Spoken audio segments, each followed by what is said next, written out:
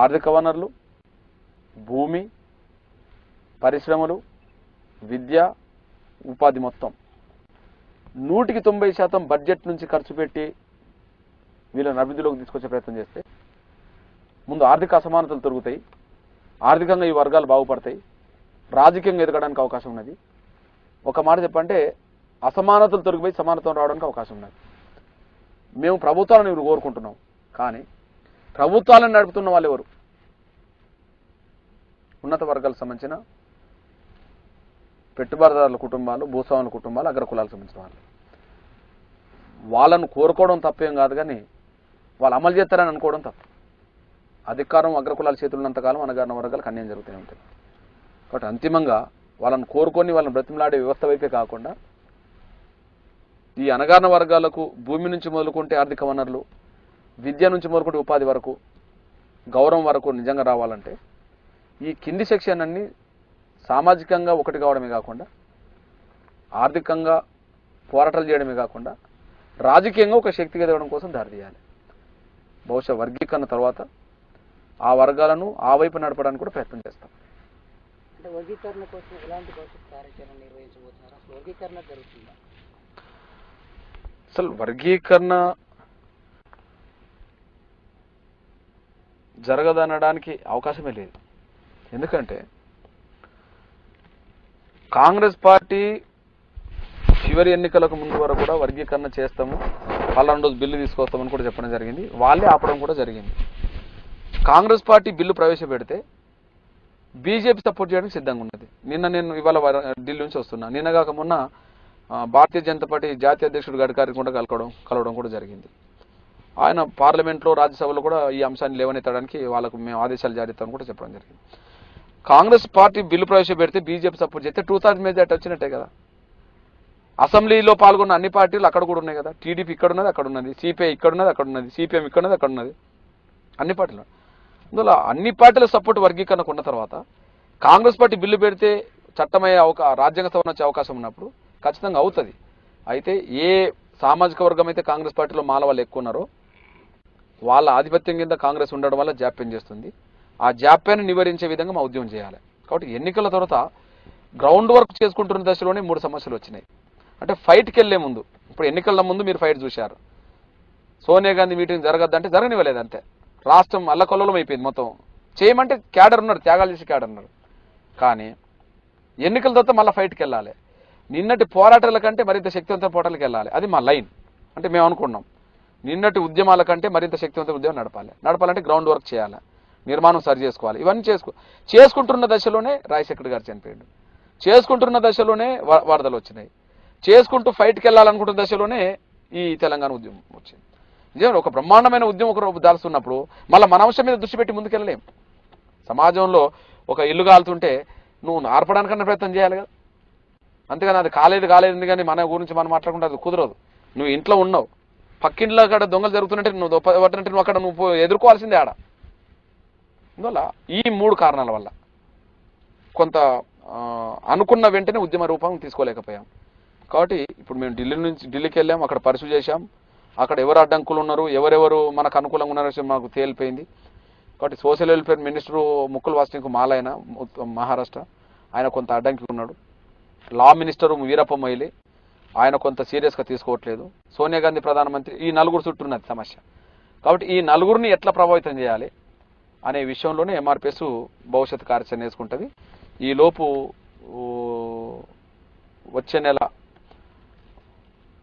12 వరకు అన్ని జిల్లాల కమిటీలు ఏర్పాటు చేసుకుంటున్నాం. 15, 16, 17 మధ్యలో అనంతపురం జిల్లా పుట్టపర్తిలో రాష్ట్ర సమావేశం జరుగుతుంది.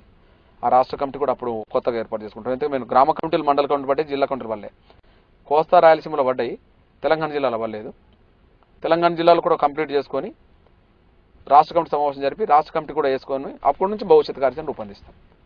సోనియా గాంధీ సభను అడ్డుకునే క్రమంలో గాంధీ భవన్ దురదృష్టమైన ఘటన జరిగింది. ఆ ఘటనలో మీ పైన కూడా బలమైన ఆరోపణలు వచ్చాయి. ఏమని ఆరోపణలు? మీరే ప్రీ ప్లాన్ చేయించారని. ఇప్పుడు విషయం ఏంటంటే ఒక ఉద్యమం మిలిటెంట్ రూపం దాల్స్తున్నప్పుడు ఆ మిలిటెంట్ రూపాలు ముందుకెళ్ళి కొంత దూసుకెళ్ళి ఫైట్ జరుగుతున్నప్పుడు చురుకైన బలమైన ఉద్యమ స్ఫూర్తి నాయకత్వం కొంత డేరింగ్గా ముందుకెళ్తాం. సోనియా గాంధీ మీటింగ్ రద్దు కావాలనుకున్నాం. సోనియా గాంధీ మీటింగ్లో గొడవలు జరిగినాయి. ఇంకా పిల్లలు 4-5 చోట్ల కూడా మిలిటెంట్ యాక్షన్లకు వెళ్ళారు. ఈ రాష్ట్రంలో ప్రతి జిల్లాలో మిలిటెంట్ యాక్షన్లు జరిగినాయి. ఒక దిక్కు కాదు కదా. మేము ధైర్యంగా చెప్తున్నాం, గర్వంగా చెప్పుకుంటుంది ఏంటంటే ఒక సెవసెల్ మూమెంట్, డెమోక్రటిక్ మూమెంట్ నడుపుతుంది, అవసరం సమయంలో తెగించి మూమెంట్ కూడా నడుపుతుంది ఎంఆర్పిఎస్ మాత్రం. మీరు నా దృష్టిలో 98 నుంచి మొదలుకుంటే 2009 మొన్నటి వరకు ఇన్సిడెంట్లు నా దృష్టిలో ఒక 1000 జరుగుంటాయి. ఆ 1000లో గాంధీభవన్ ఘటనలో పిల్లలు చనిపోయారు. ఒక ఘటనలో ఇన్సిడెంట్లు మాత్రం 1000 జరిగినాయా లేదా? బస్సులు తగలబడ్డాయి, ఇక్కడ బస్సులు తగలబడ్డాయి, ఎంఆర్ఓ కార్యాలు తగలబడ్డాయి, ఎంఆర్ఓ కార్యాలు తగలబడ్డాయి, రైలు తగలబడ్డాయి, అక్కడ రైలు తగలబడ్డాయి, రాష్ట్రంలో అన్ని చోట్ల తగలబడ్డాయి. ఇన్సిడెంట్లు ఎక్కడ పిల్లలు చనిపోయినరు? ఇక్కడ చనిపోయింది. అక్కడ కూడా కొద్దిగా అక్కడ ఉండబడే ఎవరైతే సుబ్రహ్మణ్యం సెక్యూరిటీ గార్డ్ ఆ ఆఫీసర్ ఎవరైతే ఉన్నారో అనవసరంగా అడ్డుకోవడం వల్ల, అడ్డుకుంటున్న క్రమంలో జరిగిన గలాటలో ఆ పెట్రోల్ అందరి మీద పడడం వల్ల అప్పటికే ఆ మంట మండడం, అది వీళ్ళు తగలబడడం కూడా జరిగింది. కొద్దిగా ఉద్యమ స్ఫూర్తి ఉన్న బిడ్డలు చనిపోయినందుకు ఒక బాధ. అయితే ఆరోపణలు అంటవా, నా దృష్టిలో చెప్పదలుచుకునేది ఏంటంటే వాళ్ళ తండ్రే ఉన్నాడు. వాళ్ళ తండ్రి సురేందర్ చనిపోయినప్పుడు నా కొడుకును చూసి నేను గర్వపడుతున్నా, నా కొడుకు మా జాతి కోసం చచ్చిపోయిండు, అమరుడైండు, నా కొడుకు గొప్పోడు, నేను నా కొడుకును కన్నందుకు గర్వపడుతున్నా అని చెప్పి టీవీల ముందు మాట్లాడాడు, పేపర్ల ముందు మాట్లాడాడు, బ్రహ్మాండమైన మీటింగ్లు కూడా మాట్లాడాడు. అంటే సహజంగా వచ్చబడే స్ఫూర్తి మాట్లాడాడు. మీరు గమనించాలి, చనిపోతున్న సురేందర్ కూడా మీడియాల ముందు మాట్లాడిండు, చనిపోతున్న మహేష్ కూడా మీడియా ముందు మాట్లాడిండు, చనిపోతున్న దామోదర్ కూడా మీడియా ముందు మాట్లాడిండు. ఏం మాట్లాడిండు? నాకు ధైర్యం చెప్పారు, అన్న మేము సస్తమని మాకు తెలిసినా నువ్వు బాధపడొద్దు, నువ్వు ఉద్యమం నడపాలా, మేము జాతి కోసం చచ్చిపోతున్నాం. దట్స్ అది కమిట్మెంట్. అంటే పిల్లలు ఉద్యమం మీద, ఉద్యమ నాయకత్వం మీద ఎంత గౌరవం నమ్మకం పెట్టుకున్నారో, చనిపోతున్నప్పుడు కూడా వాళ్ళు ఏబిసిడి వర్గీకరణ జరగాలి, ఎంఆర్పిఎస్ వర్దిల్లాలి, మందకృష్ణ జిందాబాద్ అని చెప్పి వాళ్ళు చనిపోయారు. అంటే మిలిటెంట్ యాక్షన్లో పాల్గొని 190% తగలబడ్డ బిడ్డలు కూడా ఎంఆర్పిఎస్ వర్దిల్లాలనే విషయం మనం మర్చిపోదు. అంటే పిల్లలు కమిట్మెంట్గానే ఉన్నారు. చనిపోతూ కూడా ఎంఆర్పిఎస్ వర్దిల్లాలన్నారు, చనిపోతూ కూడా నాకు ధైర్యం చెప్పారు, నువ్వు ఏడవద్దన్న నాకు ధైర్యం చెప్పారు. టీవీల ముందు అందరికీ తెలుసు కదా, టీవీలో వచ్చిందే కదా, పేపర్లో వచ్చిందే కదా. చనిపోయిన రోజు సురేందర్ తండ్రి కూడా అదే గొప్ప మాట మాట్లాడిండు, 10 రోజుల వరకు మాట్లాడిండు. ఆ తర్వాత కొంతమంది చెప్పుడు మాటలని ఉద్యమానికి ద్రోహం తెలిగే విధంగా కొంత లోపం మాట్లాడింది. కానీ కమిట్మెంట్ కదా అంటున్నా నేను. అందువల్ల ఒక గాంధీ భవన్నే చూడొద్దు మనం, మొత్తం 15 ఏళ్ల కాలంలో 1000 మిలిటెంట్ యాక్షన్లు జరిగినాయి. మీకు అందరూ తెలుసు, నేను ఒక గాంధీ భవనే జరిగిందా? కానీ గాంధీ భవన్లో వాడు అడ్డుకునేవాడు ఒకడు ఉండడం వల్ల ఆ గలాటలో అందరి మీద పడేది, పిల్లలు చనిపోయారు. ఒక రకంగా చెప్పంటే కుడి భుజం లాంటి సురేందరు, ఆ దామోదర్ మహేష్ చనిపోవడం ఒక బాధ. ఎందుకంటే రోజు మన కళ్ళ ముందు ఉండి అన్నాన్ని తిరిగిన పిల్లల వల్ల.